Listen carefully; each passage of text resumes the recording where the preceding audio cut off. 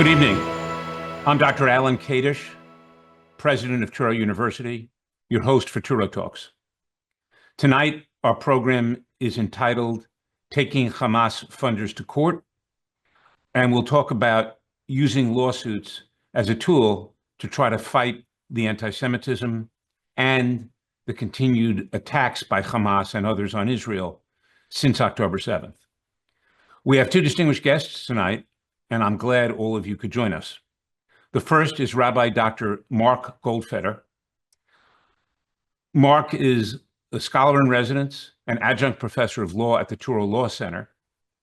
In addition, he's also the CEO and director of the National Jewish Advocacy Center, Incorporated, and by presidential appointment, a member of the U.S. Holocaust Museum Council.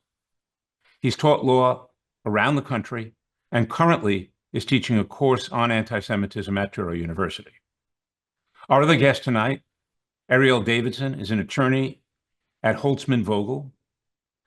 She focuses her practice on commercial litigation, appellate law, and constitutional law. Prior to joining the firm, she clerked for the Honorable Stephen Menashe on the U.S. Court of Appeals for the Second Circuit.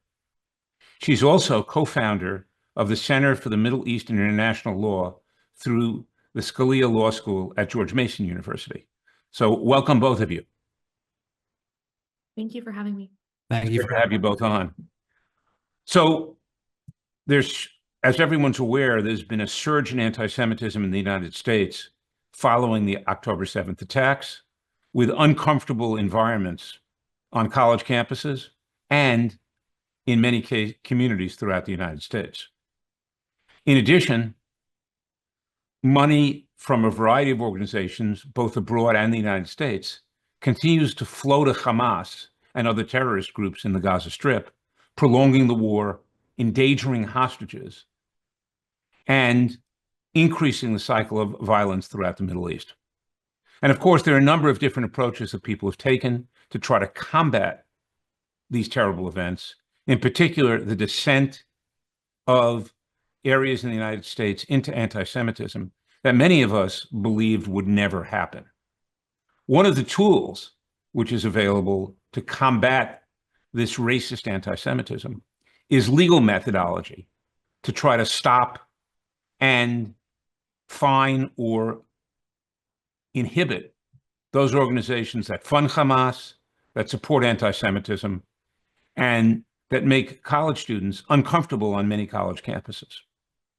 So I'm going to begin with a question for Rabbi Dr. Mark Goldfeder, which is, tell us a little bit about the Advocacy Center that you've set up, and what's that all about? Why did you do it? And what's its history and participants? Sure. First, I want to say thank you. It's a privilege and an honor to be able to participate in this distinguished series. The National Jewish Advocacy Center was started to fill some gaps in the Jewish communal space. In particular, some of you may be familiar with the International Holocaust Remembrance Alliance, or IHRA, definition of anti-Semitism, which is one of the most important tools we as a community have when it comes to identifying and dealing with various permutations and manifestations of anti-Jewish hate. Several years ago, there was a problem with critics pushing back on the adoption of the IHRA definition into state-level anti-Semitism bills based on vague concerns about the First Amendment. And so NJAC, the first thing that we did was we wrote the definitive law review article called Defining Anti-Semitism in the Seton Hall Law Review, which laid out a perfectly constitutional model bill for the adoption of the IHRA definition. The next year, the bill passed in 7 states. We went around to all 7 states, wrote down every question any legislator ever asked about the bill, published a follow-up article called Codifying Anti-Semitism in the Penn State Law Review. And thank God, since then, the bill or some form of it has passed or been adopted or embraced in 36 states plus the District of Columbia. So a supermajority of the United States now uses the IHRA definition. And for the first few years of its existence, that was really NJAC's focus. And things somewhat changed after October 7th. Tell us a little bit about the IHRA definition of anti-Semitism and why you think it's so important, Mark. Sure. What makes the IHRA definition so important, you have to go back and ask what makes Judaism so different. Because Jewish identity is so multifaceted, incorporating aspects of race, ethnicity, culture, national origin, etc., it's too easy for anti-Semites to commit horrible acts of anti-Jewish discrimination than say it wasn't anti-Semitism because it wasn't based on this or that particular characteristic. In addition, there was a recent study which found that almost half of all adult Americans don't know what the word anti-Semitism means. And that's the ones who are willing to admit that on a survey. And so you can't fight what you can't define. And the IHRA definition has become the global consensus of what anti-Semitism means. And it does this in a very interesting way. You know, there are a number of reasons people give for why they hate Jews, and that changes over the course of time. In any one moment, Jews can be hated for being too far left or too far right, or too radical, too fundamentalist, too rich, too poor. All the different reasons you can hate a Jew, that's why somebody hates a Jew. So if you want the kind of definition that can cut through the timely rationales that are given for a timeless hatred, you need one that focuses not exactly on the reasons why people hate, but on how that hate is manifested, a praxeological or a conduct-based definition, if you will. And that's what the IHRA definition does. It gives 11 concrete examples of how anti-Semitism tends to manifest itself, regardless of the reasons why.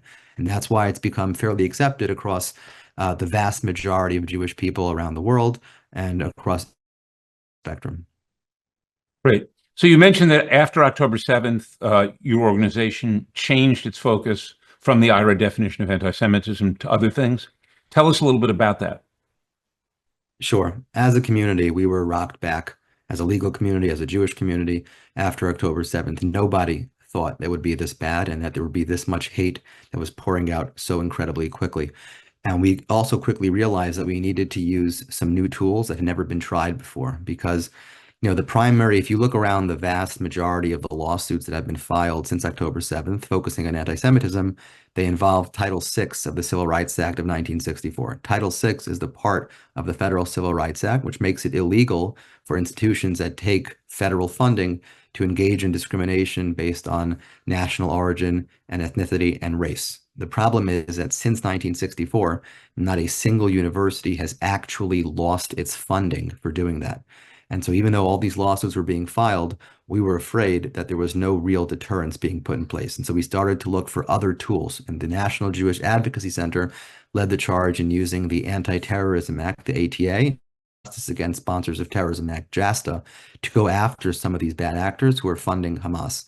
In particular, we filed 5 major federal lawsuits, and I'll tell you a little bit about how we came across doing that. Some of you may have seen that on October 7th, National Students for Justice in Palestine, SJP, released a toolkit to all of their different chapters. This toolkit was among the most anti-Semitic documents I have ever seen, and I have seen a lot of anti-Semitic documents.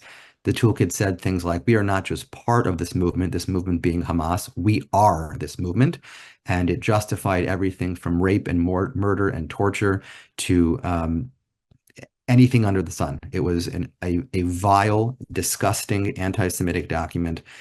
And they sent it to every single chapter with a guide on how exactly to manifest this hate. There were instructions on how to table, instructions on how to organize protests, calls for a day of rage, all kinds of things. And as I was sitting there reading this, I had made the very bad mistake of becoming active on Twitter right after October 7th, and I was still getting used to this. And one of the things that I did was I wrote a long tweet saying, you know, dear SJP, cosplaying as a terrorist is actually a crime, Section 233. And I went through on Twitter, as one probably doesn't do, exactly what they were doing wrong.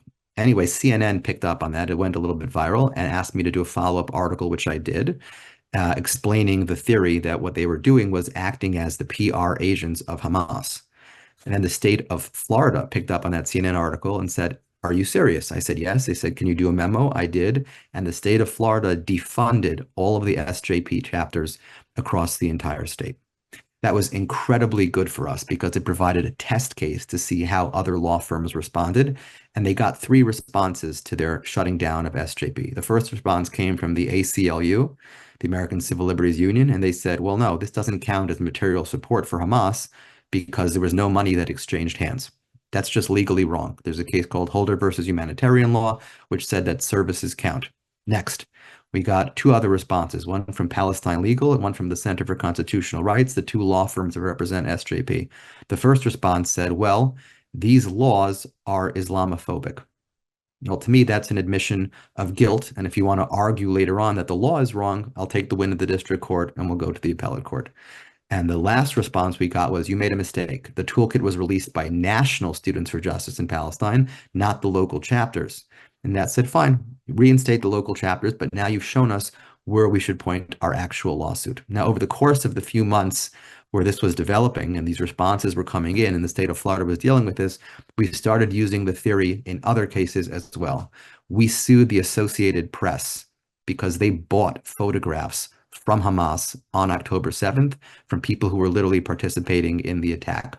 We sued the Binance, the largest cryptocurrency exchange in the United States, because they sent $900 million in remittances to bad actors, including Hamas, and they were open about it. By the time we sued them, they had already been found guilty criminally by the Department of Justice and fined $4.3 billion. And the evidence was overwhelming. You know, we had text messages where employees said, hey, should we really be sending all this money to Hamas?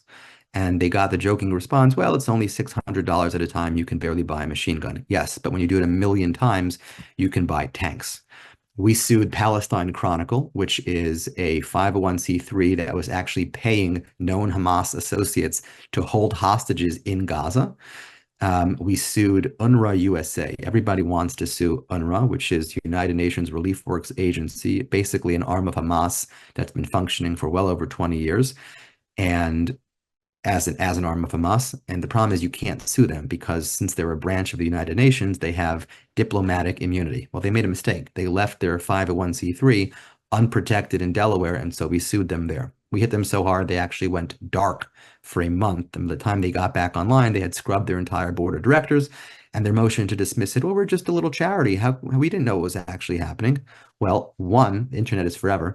One of those people that they scrubbed from the board was Karen Abu Zayed, who was actually the Director General of UNRWA in Gaza. And we have video of her pledging allegiance to Yahya Sinwar in the Gaza Strip. So that's how. Let's just take a break here for a second. Appreciate your presentation. And I'm going to let Erielle tell us how she ended up getting involved with NJAC. Yeah, sure. Hi. Well, thank you for having me. It's a pleasure. I think these are very timely and important discussions that we're having. So I currently serve as an associate at Holtzman Vogel, and I had actually become friendly with Mark right in the few weeks after October 7. And we noticed that there was an opportunity to engage in this type of litigation, namely not just going after universities, which is very important endeavor in and of itself under Title VI.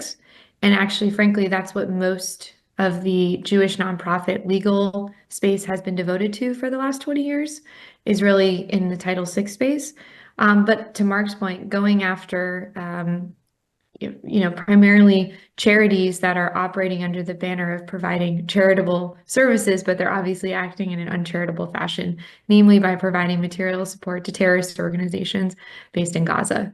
And so there was an opportunity here for us to work together, and specifically to work with NJAC and to support them in a number of their endeavors. And so our firm and I myself work on cases with Mark, in particular the UNRWA USA case, as well as Palestine Chronicle, as well as NSJP, and then we're also involved in numerous Title VI actions together.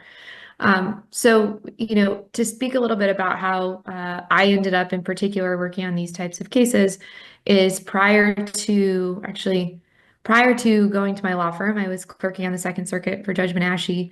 But then during law school, I worked in a variety of roles. I was a policy advisor to Rep. Dan Crenshaw in the House of Representatives. I was a columnist and contributor on the topic of foreign affairs, foreign policy, particularly the U.S.-Iran relationship and the U.S.-Israel relationship. Contributed to the New York Post, National Interest, The Federalist, National Review. And then I also worked as a researcher at the Jewish Institute for National Security of America for about 1.5 years during law school as well. And their focus is primarily on strengthening the relationship between the IDF and the American military. I also spent some time in Israel in my 1L summer. I highly recommend it if you have the opportunity to go and spend some time in Israel. I worked in Israel for about 3 to 4 months. at Kohelet Policy Forum in Jerusalem, as well as Shirat Hadin, which is a civil rights organization law firm that represents victims mostly of the Second Intifada. So it was, unfortunately or fortunately, post October 7, it was a natural fit to work on this type of litigation because I had come from both the foreign policy space as well as the Jewish nonprofit space.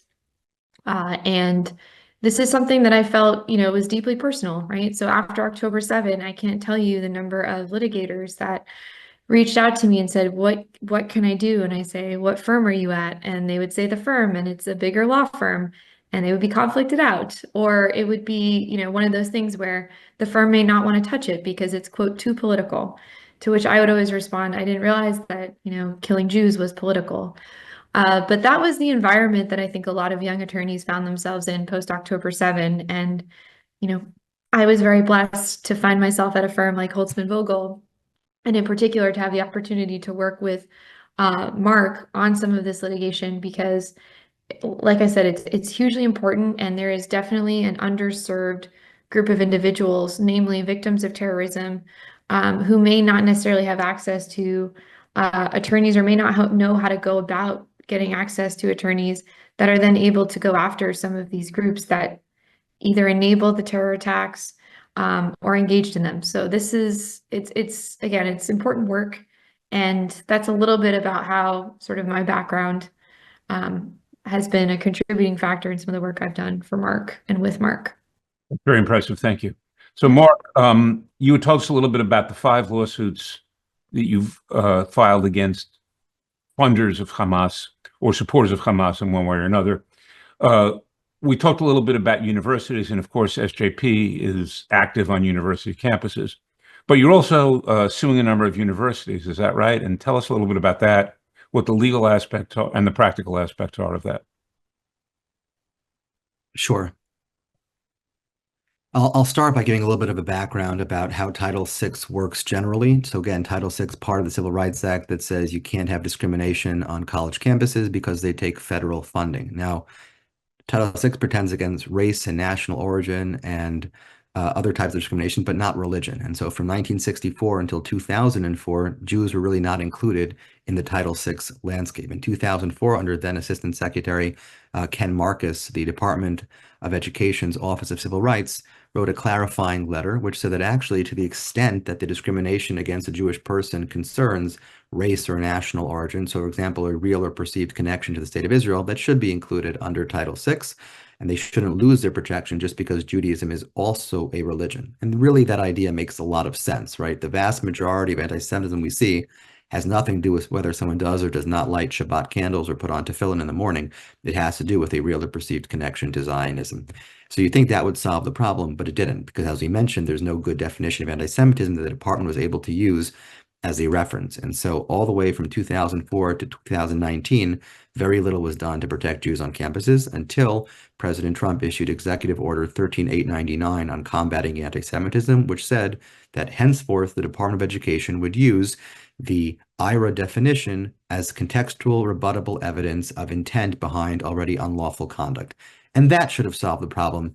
But again, it didn't, because unfortunately, Title VI has some really loose standards. So at the end of the day, in order for an organization to be found liable under Title VI, their actions have to have been, quote, clearly unreasonable in light of all known circumstances. What universities have been doing is saying, look, our reaction was pretty bad, really bad, but it wasn't clearly unreasonable in light of known circumstances. There was a lot of chaos. We didn't know what to do. There were students everywhere. So give us some leeway. And judges have, until very recently, been likely to say, yeah, that makes a lot of sense. Thankfully, just a couple of weeks ago, in the Harvard case that Holtzman Vogel was running, the judge actually said, no, clearly unreasonable has to mean something. But what NJAC has been doing in the meantime is finding new interesting ways to marry other areas of law into the Title VI standard. I'll give you an example of what I mean.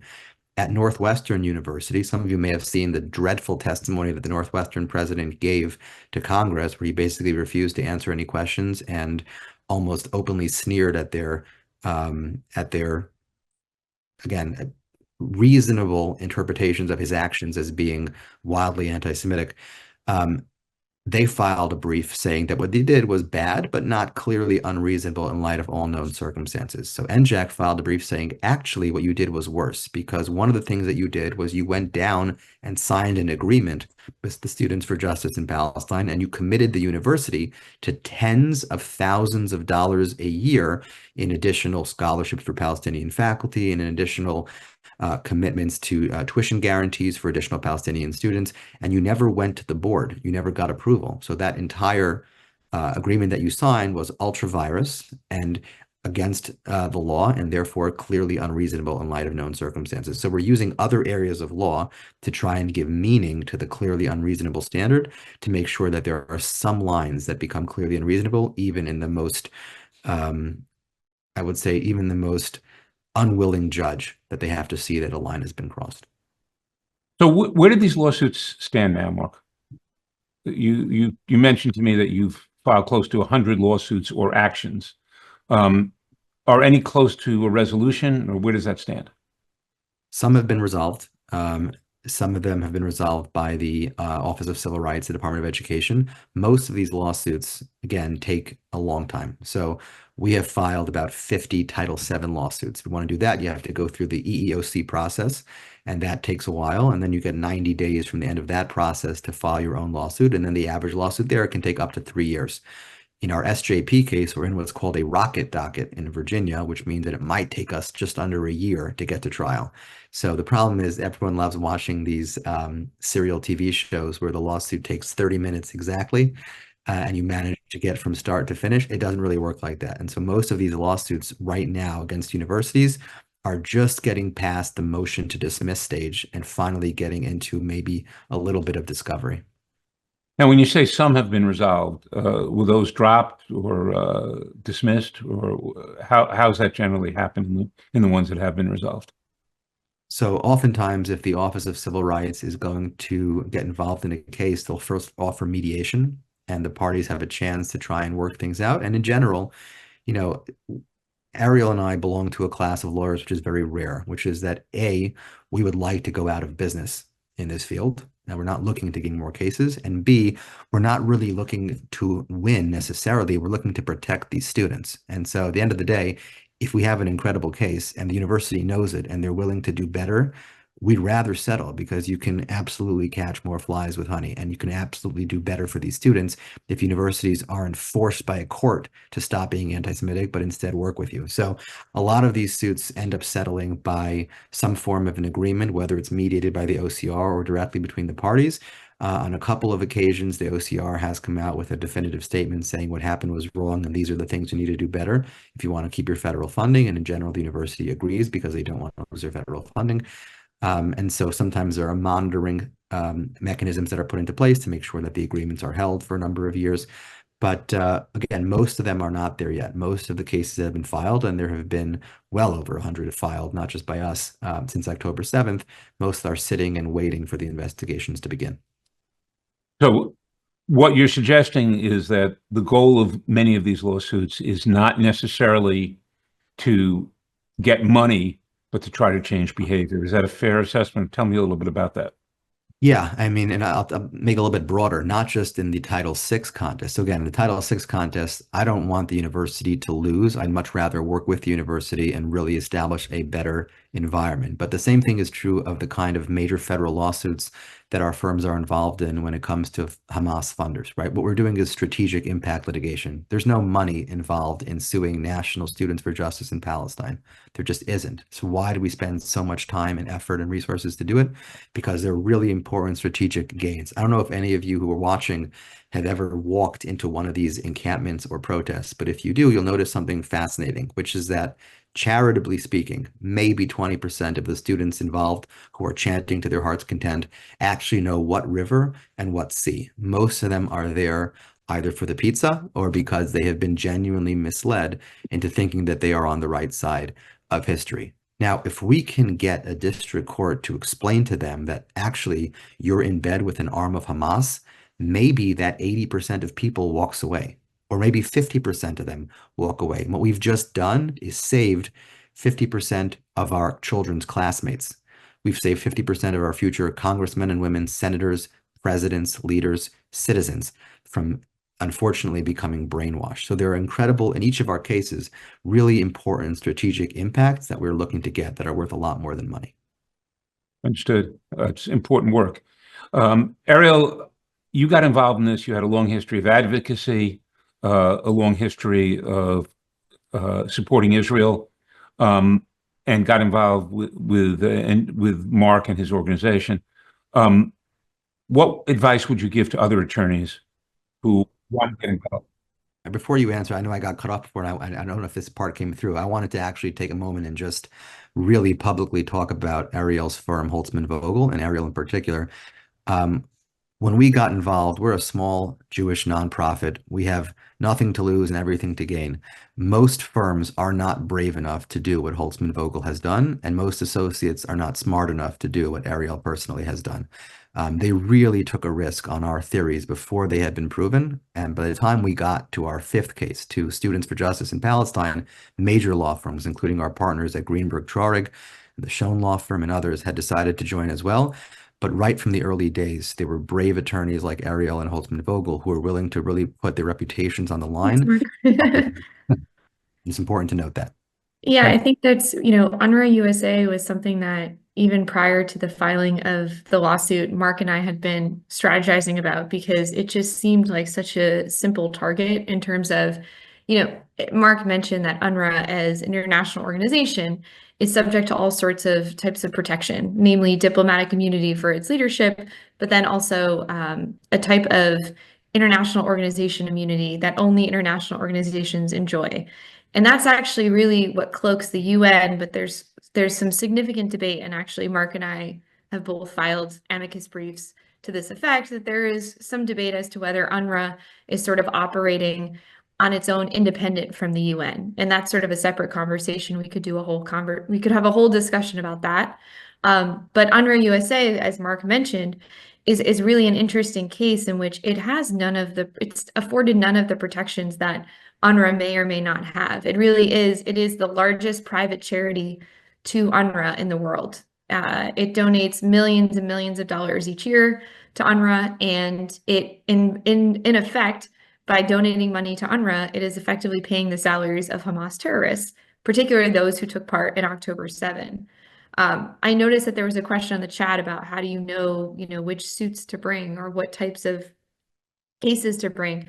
And Mark made this point, and I'll emphasize it, is that they're under these anti-terrorism statutes in particular, it has to be a group of victims, and they can be Israeli citizens, but to bring them specifically under the ATA, which is the Anti-Terrorism Act, they do have to be American citizens. They can be dual, but they do have to be American citizens.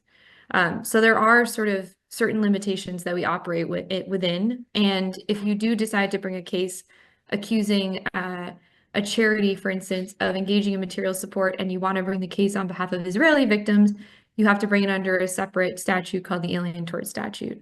So, for instance, in many of our cases, we have a combination of plaintiffs. There are some that are dual citizens, and then there are some that are just Israeli citizens. And so we have to bring separate claims for our Israeli victims. So it really will depend on the plaintiff class, what types of claims you bring, and what type of case you bring. So in the case of Palestine Chronicle, where we're representing a rescued Israeli hostage, that individual, because he's an Israeli citizen and not American, we are bringing the claim against the 501c3 based in Washington under the Alien Tort Statute.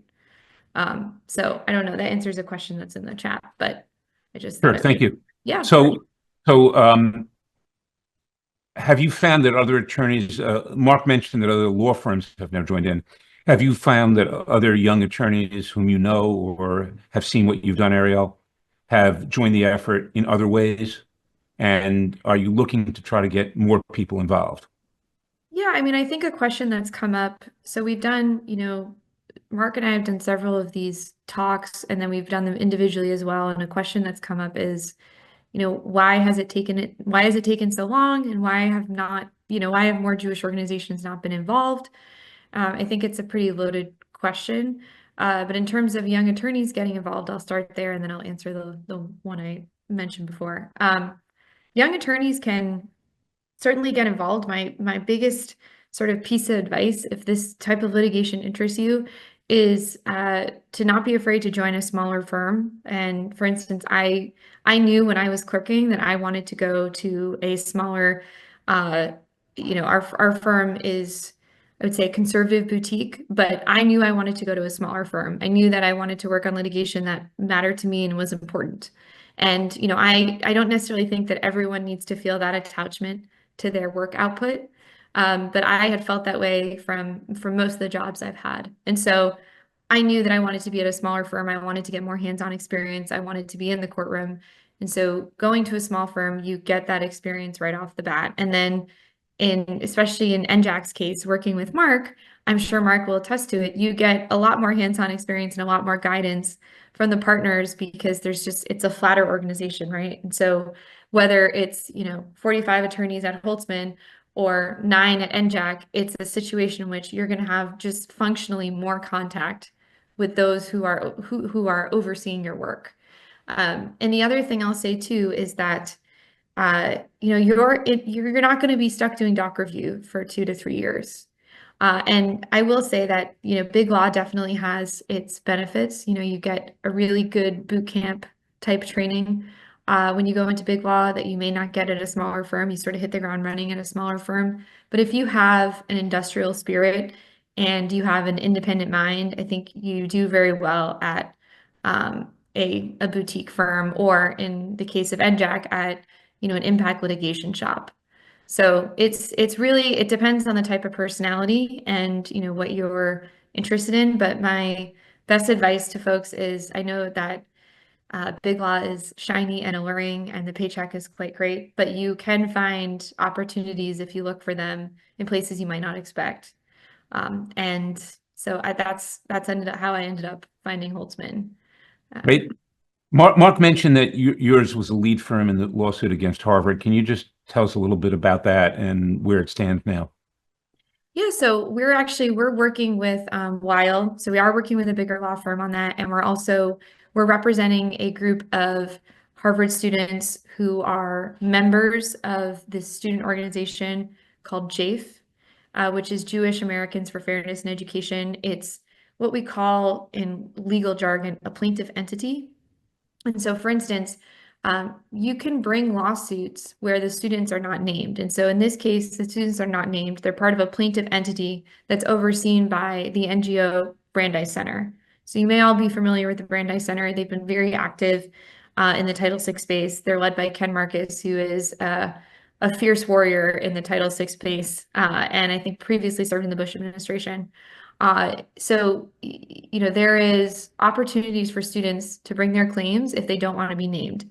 But the best vehicle for doing that, if you want to go into court and file a legal claim, is to do it as a plaintiff entity. So the plaintiff entity is the one that has standing. So when these students join the plaintiff entity now represents their interests, and their stories become the story of the plaintiff entity. So it will say, JAFE member number 5 or JAFE member number 2 experienced this. And this is a vehicle that I think has become, and Mark can speak more to this because he's probably seen he's been practicing longer and has watched this evolution for far more than I have. But there has been, I think, a growth or a proliferation of plaintiff entity cases post October 7, because you do have Jewish students who are genuinely concerned about, the fact that if they put their names on a lawsuit, which I completely understand, they don't want their names, to be associated with suing their university if you type their name into Google. And so the plaintiff entity is a solid vehicle for protecting students, but it doesn't mean that students aren't going to be part of the litigation. So even if a student is a member of a plaintiff entity, they are still going to be deposed by the university. The university will know their name, but the university likely will be subject to a protective order, so they will not be able to publicize the student's name, and it's really on a need-to-know basis. Like, people within the administration are not going to need to necessarily know the student's name unless they have to. So there are a lot of protections in place to help students, to kind of guide them through this litigation to ensure that they're comfortable throughout the process. It doesn't mean that students won't withdraw, and I will say that this litigation is a lengthy one. So think of Students for Fair Admissions, the famous affirmative action case. To this day, we still don't know who those students are, those Asian Americans that filed that. We know that they were members of Students for Fair Admissions, but we don't know who those members are. And I think that's a credit to the plaintiff entity system and the structure that the courts have set up. But that went on for 9 to 10 years by the time we got to SCOTUS. So the horizon, to Mark's point, of some of this litigation, it can be quite lengthy. To your question about Harvard, so we actually are in a situation now where the hostile environment claim is the one that has survived. And that is I think, the strongest and most far-reaching claim that we had in the complaint, namely because it enables for the greatest discovery. So under Title VI, you can make a direct discrimination claim, and that can be based off a certain incident that took place. But you can also make a holistic hostile environment systemic claim. And when you make that type of claim, you are, essentially saying, give me all the documents that might at all relate to the environment. And so you can imagine that the discovery process for a hostile environment claim is going to be, way wider in scope than perhaps a direct discrimination claim. So we were very pleased to see that of our claims that survived, that was one that survived. And so we are hopefully we're going to be starting discovery very shortly. But on behalf of our plaintiffs, we took that as a serious win, because that judge in particular, Judge Stearns in the District Court of Massachusetts, is the individual that dismissed the MIT claim. And so allowing this claim against Harvard to survive was quite a big win for us. Sure. And I think for the students, honestly. Yeah, and a lot of students at Harvard who felt very uncomfortable. So I think the work you're doing there is fantastic. Mark, before we go to the Q&A chat, I just wanted to ask you one or two more questions. First of all, what else is your organization, NJAC, involved in now, apart from these lawsuits? Are there other things you're doing to try to combat anti-Semitism? Yeah, one thing that we learned again after October 7th was that we really need to take a close look at what our enemies do well. And what they do well really are two things. Number one, they have great coordination. So whereas a lot of Jewish organizations have a hard time working together, unfortunately, something we really need to work on, they're all doing things together. And so in order to try and work on that aspect, what NJAC did is we built something called the Institute for Litigation Coordination. It's a 16 partner right now, currently 16 partner organization system. And what we have done is we have built a facility using existing technology that's been used to do multi-district litigation in other areas of law, including mass torts and healthcare, that monitors every anti-Semitism case around the country. We have custom-built AI tools that summarize all the filings so that the partner organizations and everyone involved can really get a sense of the landscape of what's happening in a short period of time. And it's incredibly important because a lot of times you'll have practitioners of Title VI who are talking to each other, but they're not talking to the Title VII practitioners or the terrorism practitioners, et cetera. And it's very possible that, the plaintiffs or the defendants, I should say, in Erielle's case at Harvard might be some of the same ones that I'm suing in a completely different case. And it would be really good for us when we're doing our discovery requests to know about each other's cases, to be able to share expert materials, depositions, et cetera. So those kind of things are important. And again, we're just starting now, thank God, to develop that kind of baseline coordination. The second thing that our enemies are good at is executing on 20-year plans.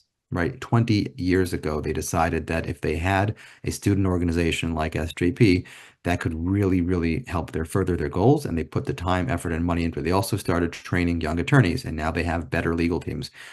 Until this year, there was not a single place in the United States where a young attorney who wanted to come and learn how to become a Jewish legal advocate could go and receive systematic training. Of course, there are fellowships and there are one-off courses, but no place to receive that systematic training. And so that, with Dr. Kadish, that with your blessing, that's what we've started to build at Touro University. We have the course, which is leading into the first iteration of what, God willing, will become the first anti-Semitism law clinic in the United States, where students can come and learn. Thank you. So at this point, 100 attorneys who are now officially Jewish legal advocates. That's great. Thank you, Mark. We could probably spend several hours talking about what you've done on a legal standpoint. We do, however, have a bunch of questions from the audience. We have a large audience tonight, and Erielle has sort of addressed one of them, but there are a whole bunch more that are out there.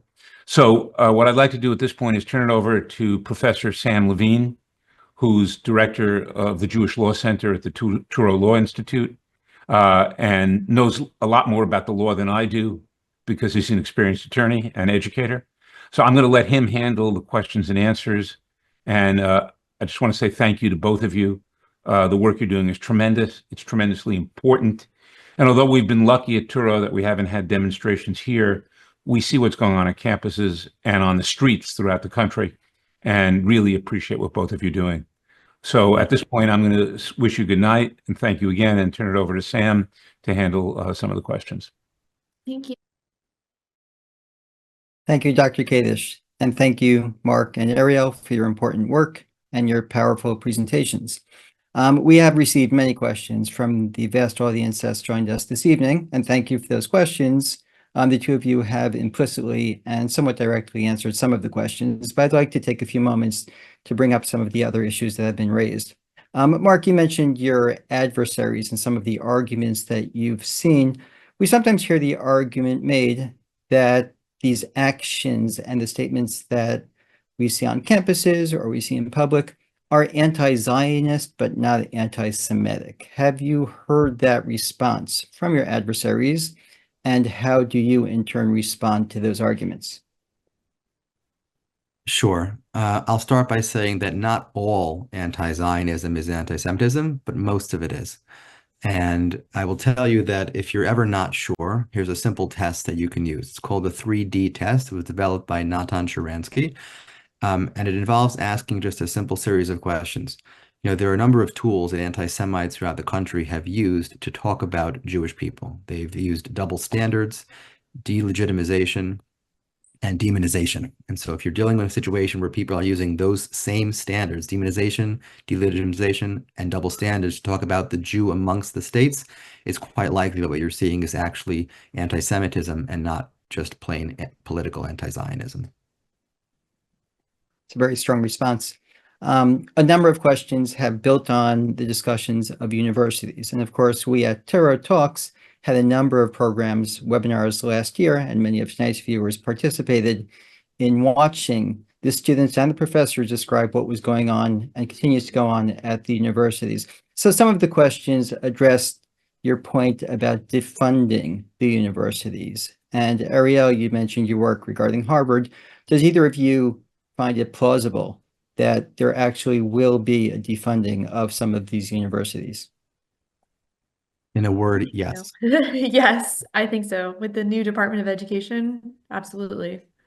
And I think we also may see their endowments begin to be taxed. And I also think, to Mark's point, this will be, he said that there hasn't been a university that's had their funding pulled on the basis of Title VI violations. I think that's going to change in a very rapid fashion. I'll let Mark answer as well, but yes.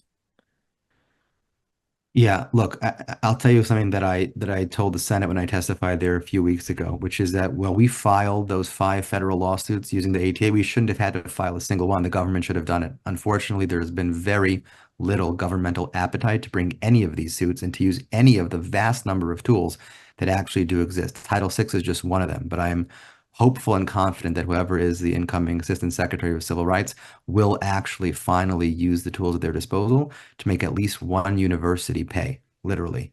And when that happens, I think you will see an absolute shift in the way that universities approach Title VI and the way that universities approach discrimination against all kinds of students, not just Jewish students. And I'm going to add to Mark's point about the ATA. So even, Title VI should be something that should be investigated by the Department of Education. Title VI violation should be investigated by the Department of Education, should be something that DOJ would be interested in examining. In this particular instance, with regards to the ATA or the Anti-Terrorism Act, there is a federal criminal statute that criminalizes the provision of material support. It's 18 U.S.C. 2339B. It's not being enforced. It's not being enforced whatsoever. There hasn't been a single charge brought against anyone for providing material support to Hamas under 2339B since October 7 under this DOJ.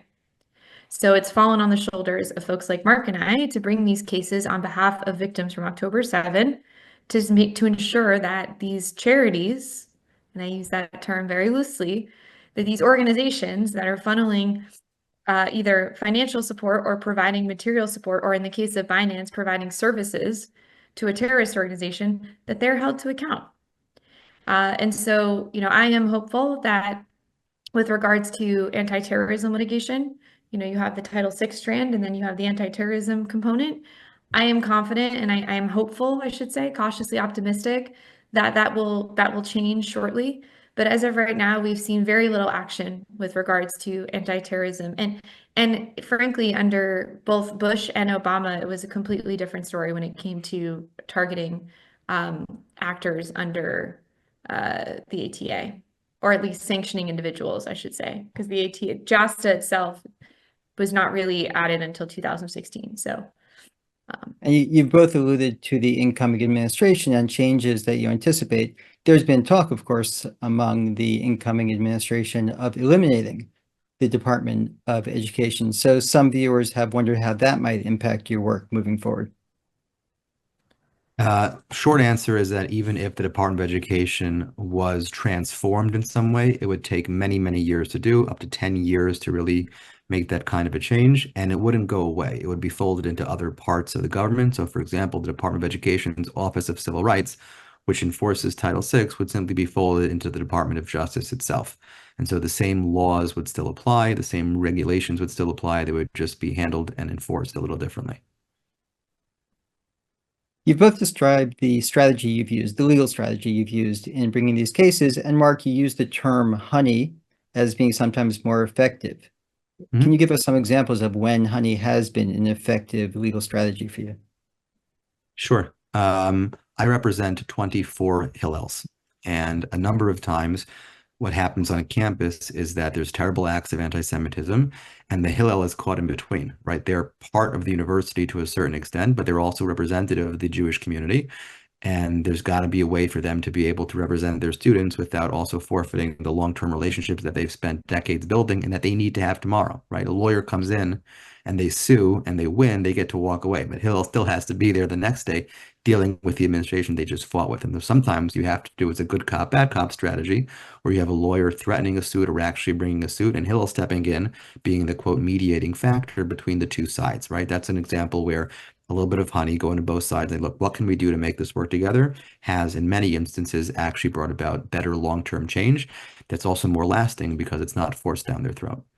I would also add to Mark's answer by saying that, and this is, Mark will attest to this as well, there may be instances where you find that you start down the administrative path, i.e. you file a Title VI complaint with the Office of Civil Rights and the Department of Education, and you decide not to go the litigation route, and you discover through that process and through conversations with the school that things are actually a lot worse and a lot more dysfunctional than you anticipated.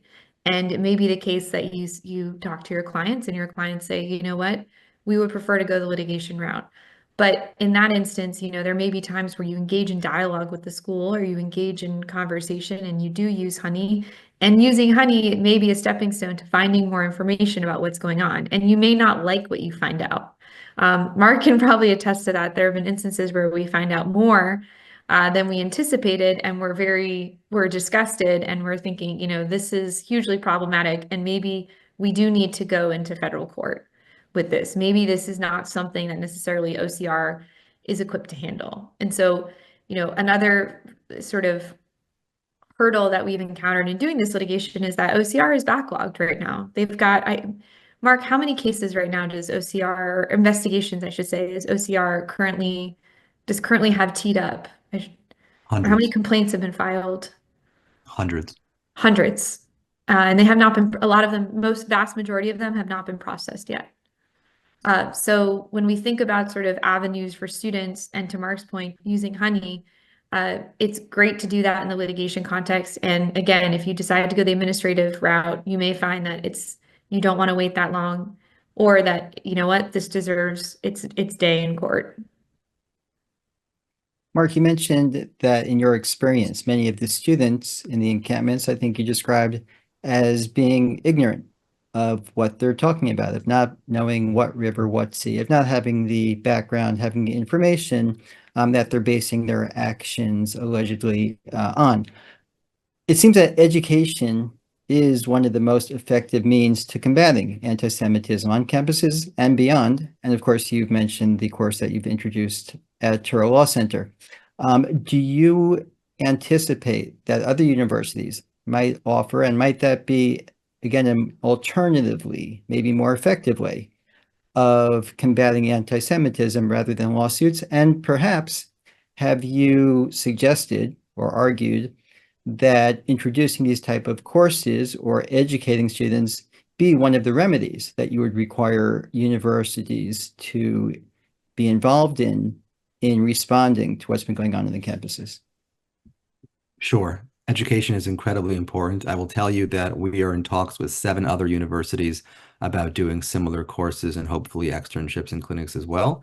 And so, yes, Touro is really leading in this front, but I'm hoping that this becomes a franchise model so that more people can take advantage of these kinds of opportunities. Unfortunately, by the time you get to law school, it's too late. So I do believe that education is incredibly important, but it has to start earlier. And so one of the reasons why NJAC started with the state level anti-Semitism bills was because we want to get that kind of education done even earlier, so that all kinds of DEI training and mandatory staff training or student training includes elements of anti-Semitism training about what it is and how it manifests and how to recognize it. So by the time you get to the university, you're already well trained in this. It's important to work through local religious groups as well. So we've gone to a number of churches and done trainings. It's important to work through all different avenues to make sure that the people that are listened to, whether it's teachers or pastors, etc., have a really firm grasp of it before it gets to the university setting. Do you have any thoughts on whether you've identified or how to respond to foreign funding of some of these student organizations? Look, there's studies, the international ISGAP, I'm trying to remember what it stands for. There's a group run by Charles Small called ISGAP, which has done an incredible job tracing $13 billion in funding that has come undetected from Middle Eastern authoritarian regimes. And it turns out that at those universities that have accepted this funding, there's a 300% increase in the likelihood of anti-Semitic incidents, which, by the way, also spills over into, it's the Institute for the Study of Global Anti-Semitism and Policy. That's what it was. The 300% increase on campus spills over into statistics for statewide and countywide, at least, but also statewide hate crime statistics. So there's clearly a correlation between the funding that is flowing in and what it leads to. And so, yes, there are a number of methods to try and stop that. One of them is the Deterrence Act, which is pending in Congress right now. And essentially what that does is it lowers the threshold for reporting from 250,000 to 50,000. And it'll be much harder for universities to try and hide that. There's also, as Erielle had mentioned, talks about using the tax code to try and tax dollar for dollar the kind of money that's coming in from endowments that haven't previously been taxed, to make sure the universities don't feel that they can just take this money unfettered. But we are approaching. They need to do a better job of reporting their gifts. So ISGAP captures the degree to which there is this money that has just gone, that has sort of disappeared from the records, in the sense that the schools are not reporting the amount of gifts that they're receiving from foreign regimes. So that's also a huge problem as well. And so I think increasing congressional oversight of these universities in terms of their reporting requirements would be a huge plus. Terrific. And we are approaching the end of the hour. So I did want to make sure to ask a question that a number of our viewers have been asking. What can they do? Whether they are lawyers who would like to help with your work, whether they'd like to donate to yours or other organizations doing this work, and how do you find your relationship with those organizations and the broader Jewish and brother community in the advocacy that you're doing? Sure. A lot of parts to that question. Yes, you can absolutely get involved with the National Jewish Advocacy Center, jewishadvocacycenter.org. And we'll also make our contact information available, mark@jewishadvocacycenter.org. Feel free to reach out. We have a network of hundreds of volunteer attorneys. We can always use local counsel in all the different states that we file. And we definitely appreciate any support, whether it's, in terms of additional funding. Everything that we do is immediately scalable, and we're always looking to try and help more people, or in terms of volunteers who are willing to help us out on that, in that kind of work. whatever kind of lawyer you are, there are ways to get involved. I'll give you an example. We are doing a case now where we've been tracking ghost ships in the Iranian ghost fleet, and now we're working with maritime lawyers. Maritime lawyers usually don't get to handle anti-Semitism cases, but now they do. When you think outside the box, there are always ways that you can get involved. And again, we're always looking for those kinds of interesting and innovative lawyers who are willing to take the kind of creative approaches that we are promoting. We work with all kinds of Jewish organizations. And again, it's important to realize that there are different niches in this field, right? It is worth having the kind of traditional, large organizations that have a seat at the table and are a little bit more conservative in their approach. And it's also worth having bomb throwers like NJAG and Holtzman Vogel that are willing to try and push the law. None of the lawsuits that we have brought are frivolous in any sense of the word. Some of them might lose because they are absolutely pushing the boundaries and trying to find new protections. But some of them, God willing, hopefully all of them, will win, and we will establish new ground and break new ground in terms of the kind of frontiers for protecting Jewish students. So it's a balance. We work well with everybody. It's a small enough sandbox. Everyone needs to play nicely, and we do. But again, we're always hopeful that even more people will join our partnership organizations and that we can have even better coordination across all those different spectrums. Thank you. And Erielle, any final thoughts? No, I think Mark covered it beautifully. And to his point, someone asked a question in there about sort of working with other Jewish organizations. We work with a variety of Jewish organizations, and we're happy to. We don't discriminate. If there's an instance in which we can work with ADL or ZOA or whoever, we'll do it. We're happy to help. And I think that that's one of the things that is absolutely necessary post October 7 when it comes to addressing the needs of both victims of terrorism as well as Jewish students is, now isn't the time for infighting. It's time for sort of girding our loins and getting ready to fight some of these battles. Thank you. And once again, thank both of you for your participation in tonight's program. Thank you, Dr. Kadish. Touro Talks is sponsored by Robert and Arlene Rosenberg and produced by Nachum Tursky and myself, Sam Levine. Thank you all for joining us in the Touro Talks conversation this evening. Have a good night. Thank you.